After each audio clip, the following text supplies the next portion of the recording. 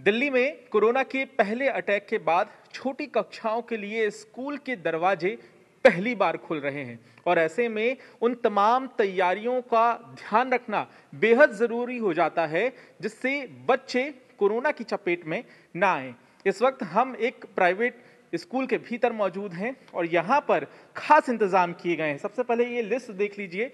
Classroom में जो बच्चे बैठेंगे उनकी लिस्ट पहले से ही तैयार कर ली गई है, यानी कि कौन सी सीट पे कौन सा बच्चा बैठेगा इसकी तैयारी कर ली गई है। और साथ ही साथ यहाँ जगह जगह पर स्टिकर चिपकाए गए हैं जमीन पर भी, ताकि बच्चे सोशल डिस्टेंसिंग का पालन कर सकें।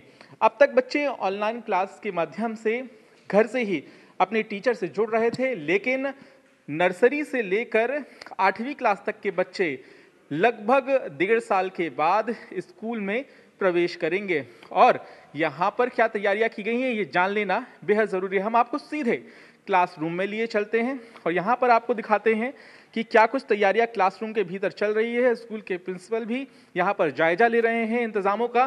सैनिटाइजिंग एक बहुत अहम प्रोसेस है जिसका यहाँ पे ध्यान रखा जा रहा है। जो टेबल हैं जहाँ बच्चे बैठेंगे वहाँ पर खास तौर से सैनिटाइज का इस्तेमाल किया जा रहा है और साथ ही साथ यहाँ पर सोशल डिस्टेंसिंग का भी ध्यान रखा जाएगा।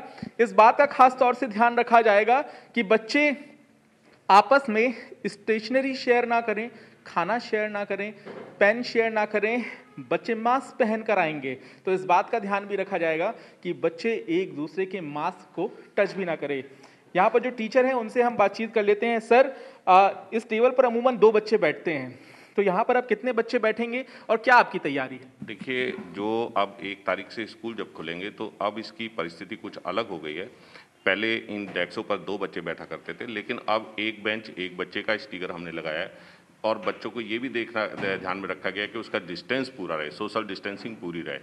दूसरा है कि अभी सिचुएशन इस बात की है कि हमें बच्चों की सेफ्टी कैसे करनी है। जो सबसे बड़ा चैलेंज हमारे सामने है कि अब 3 साल का बच्चा हमारे स्कूल में आएगा, 3 से लेकर के और 8वीं क्लास तक का बच्चा जो आता है उसकी साइकोलॉजी को देखना है, उसके बिहेवियर को देखना है और उसको इस रूटीन पर लाना है कि वो कोविड-19 की सेफ्टी को बहुत अच्छे से समझे। सबसे बड़ा चैलेंज हमारे सामने है कि हमें अपनी सुरक्षा के साथ साथ दूसरे की सुरक्षा भी करनी है। तो उसके लिए हमने टीचर्स को वैक्सीनेट करा दिया है। जो भी स्टाफ स्कूल के अंदर आएगा और डबल डोज के बिना वो स्कूल में एंट्री नहीं करेगा।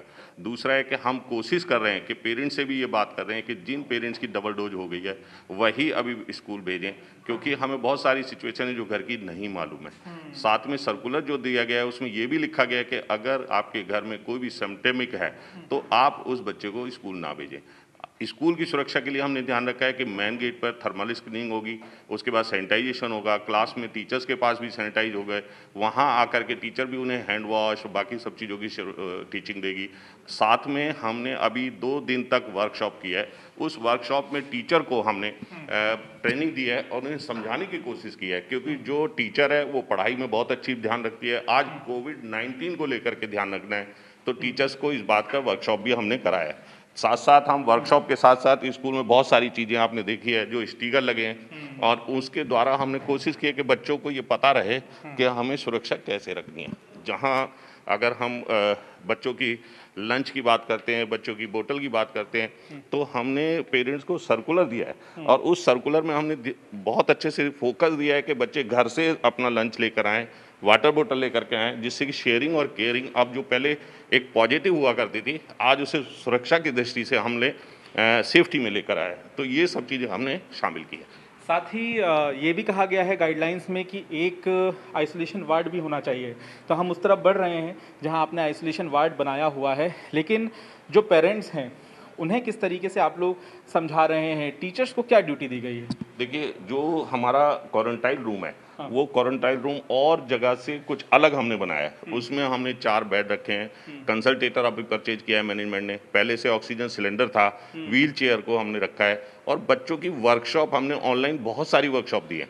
स्कूल में एक हमारी रेगुलर नर्स है जो बच्चों की हर चीज़ को जज करेगी और वो घूम घूम करके देखेगी कि कहीं बच्चा कफ, कोल्ड या फीवर वाला बच्चा कहीं बैठा ना। बिल्कुल, आइए हम आपको सीधे आइसोलेशन वार्ड में लिए चलते हैं और आपको दिखाते हैं कि यहाँ पर क्या कुछ तैयारियां की गई हैं। ये एंट्री है आइसोलेशन रूम की और स्कूल में अब ये एक नया कमरा तैयार हो गया है। कोरोना काल में एक ये नया बदलाव है और यहाँ पर आप देख सकते हैं, यहाँ पर तमाम तैयारियों को अंजाम दे दिया गया है। छोटे बच्चों के लिहाज से भी यहाँ पर खास तौर से पेंटिंग लगाई गई है ताकि उन्हें अच्छा फील हो सके। और जो स्कूल के टीचर हैं उनसे हम बातचीत कर लेते हैं। यहाँ पर ऑक्सीजन कंसंट्रेटर, ऑक्सीजन सिलेंडर हमें नज़र आ रहे हैं, लेकिन क्या कुछ और तैयारियां की गई हैं? बच्चे को अगर इमरजेंसी जैसे हालात बनते हैं तो यहाँ पर क्या आप उसे इलाज मुहैया कराएंगे? देखिए, बीइंग अ टीचर हम लोगों को इस चीज़ की ट्रेनिंग स्कूल की तरफ से दिलवाई गई है कि जैसे ही बच्चे आने शुरू होंगे और आपको दिखता है कि कोई बच्चे को कफ की बीमारी है या कोई उसे प्रॉब्लम आ रही है तो हमें तुरंत इस आइसोलेशन रूम में भेजना है उनको।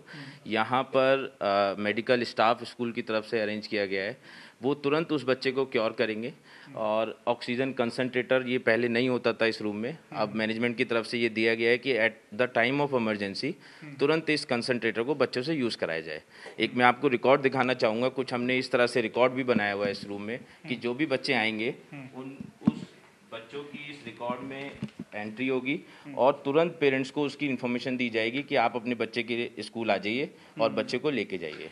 एक नर्स भी यहाँ पर तैनात होगी स्कूल में, इसके बारे में भी बताया गया है। एक हमने मेडिकल स्टाफ परमानेंट रखा है कि वो स्कूल टाइम में स्कूल में ही रहेंगे और डॉक्टर्स ऑन कॉल अरेंज है हमारे पास। जैसे ही अगर किसी बच्चे को ज़रूरत पड़ती है तो डॉक्टर्स ऑन कॉल आएंगे। और साथ ही साथ यहाँ पर जिन बच्चों को लाया जा रहा है, क्या इस बात का भी ध्यान रखा जाएगा कि उनकी फैमिली का जो मेडिकल हिस्ट्री है वो किस तरह का है, उनके परिवार में जो लोग हैं क्या कहीं वो बीमार तो नहीं है? तो इसके बारे में भी क्या काउंसलिंग की जाएगी स्कूल की तरफ से? जी, हमें स्कूल की तरफ से बताया गया कि हम लोग ऑनलाइन क्लासेस में काउंसलिंग बच्चों की कर रहे हैं कि अगर कोई भी फैमिली मेम्बर आपके फैमिली में बीमार होता है तो आप उस समय स्कूल फिर नहीं आएंगे। प्रेफर ये करेंगे कि हम घर से ही रह के ऑनलाइन क्लासेस अरेंज करें। यही सेम काउंसलिंग हम पेरेंट्स को दे रहे हैं कि अगर कोई भी फैमिली मेम्बर आपके यहाँ सिक होता है तो आप अपने बच्चे को फिर स्कूल में ना भेजें। तो यहाँ पर ना सिर्फ काउंसलिंग की जाएगी परिवार के साथ, सबसे अहम बात ये भी है कि जिन्हें वैक्सीन लगी है उन्हें भी तवज्जो दी जा रही है, यानी कि स्कूल टीचर जिन्होंने दोनों डोज लगवा ली है सिर्फ उन्हें ही स्कूल के भीतर एंट्री मिलेगी। यहाँ पर आप देख सकते हैं सिलेंडर, ऑक्सीजन का इंतज़ाम किया गया है, ऑक्सीजन कंसंट्रेटर का इंतज़ाम किया गया है, एक नर्स की ड्यूटी लगाई गई है, बेड का यहाँ पे इंतज़ाम किया है और साथ ही साथ अगर किसी भी बच्चे में लक्षण नज़र आते हैं तो उसे तुरंत नज़दीकी अस्पताल पहुंचाने की तैयारी भी की गई है। तो ये तमाम इंतज़ाम किए गए हैं ताकि जो पेरेंट्स हैं वो सुरक्षित महसूस कर सकें और अपने छोटे बच्चों को स्कूल भेज सकें। तो देखना होगा कि आने वाले दिनों में क्या वाकई अभिभावक इन तमाम इंतज़ामों से सुरक्षित महसूस कर पाते हैं और अपने बच्चों को स्कूल भेजेंगे या नहीं। कैमरामैन जिया के साथ पंकज जैन, दिल्ली आज तक।